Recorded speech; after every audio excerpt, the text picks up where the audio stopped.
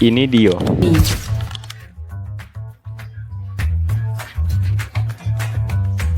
Dio adalah mahasiswa hukum yang sangat cerdas dan berpikiran keras. Ini Zidan. Zidan berperan sebagai guru sekolah dasar yang sangat murah senyum dan memberitahu apapun.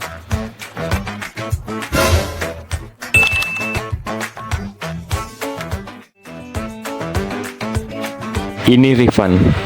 Rifan berperan sebagai wirausahawan muda. Ia dikenal dengan orang yang serius dan cerdik.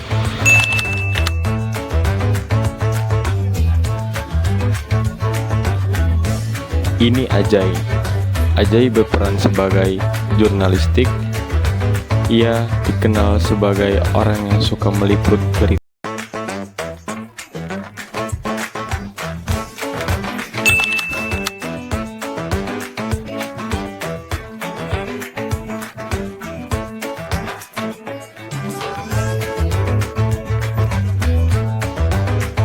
Ini Anwar.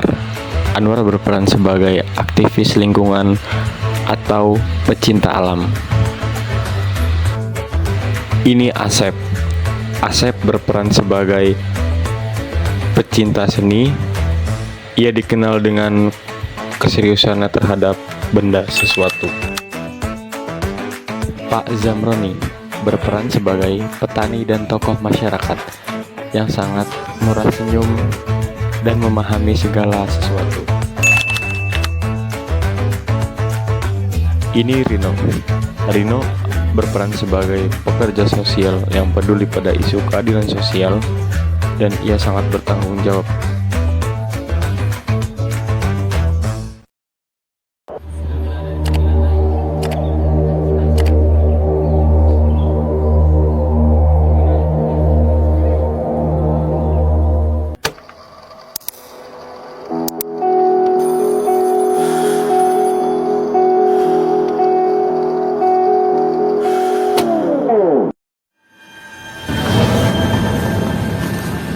Ini teman-teman, Taman Konstitusi, jagalah kebersihan.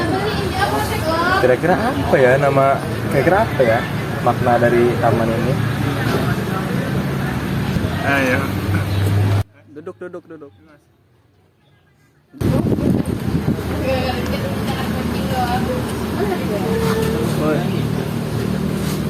Wah, bagus sekali tamannya.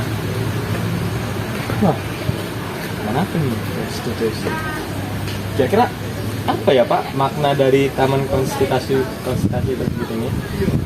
Jadi ini dia Taman Konstitusi ini dia mengambil nama dari konstitusi yang dimana konstitusi itu adalah dasar hukum negara kita, dasar hukum paling tinggi di negara kita.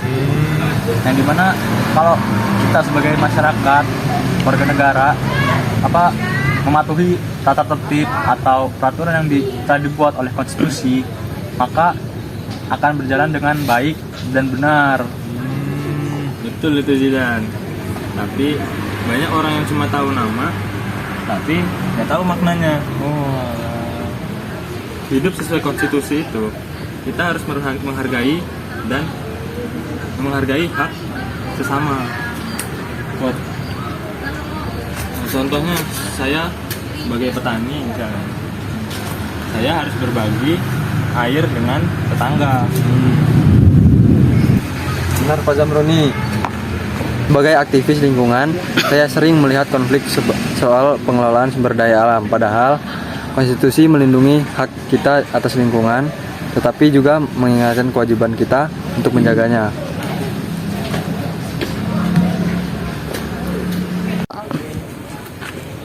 Mas Anwar. Wah, obrolan ini sangat menarik. Iya. Saya sebagai wirausahawan merasa konstitusi melindungi hak usaha saya.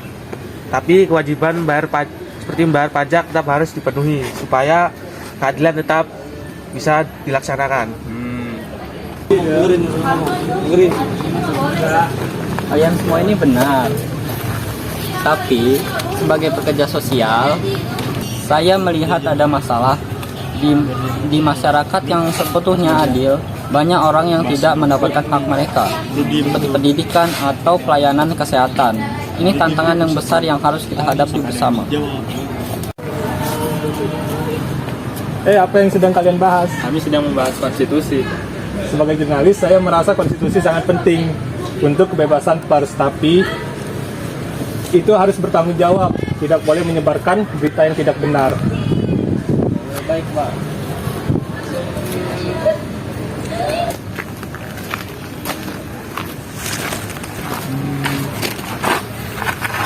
Betul, Jai. Saya sebagai seniman sering berpikir bahwa konstitusi itu sangatlah untuk berkarya. Karena tapi kita juga harus sadar bagaimana menginspirasi malah memecah belah. Sebaliknya, kita harus bisa menggunakan sebaiknya mungkin. Jadi hidup itu harus berkonstitusi ya dalam menjaga keseimbangan hidup kita. Hak kita kan dilindungi. Nah, itu juga sebagai kewajiban kita. Mempunyai tanggung jawab. Pas sekali Dio, itu juga telah saya ajarkan pada anak-anak saya di sekolah.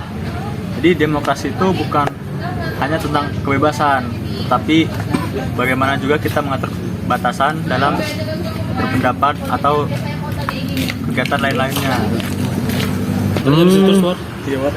Kalau semua orang sadar akan tanggung jawabnya, pasti konflik akan berkurang. Bayangkan kalau semua orang seperti Pak Zamroni mau berbagi untuk kebahagiaan bersama.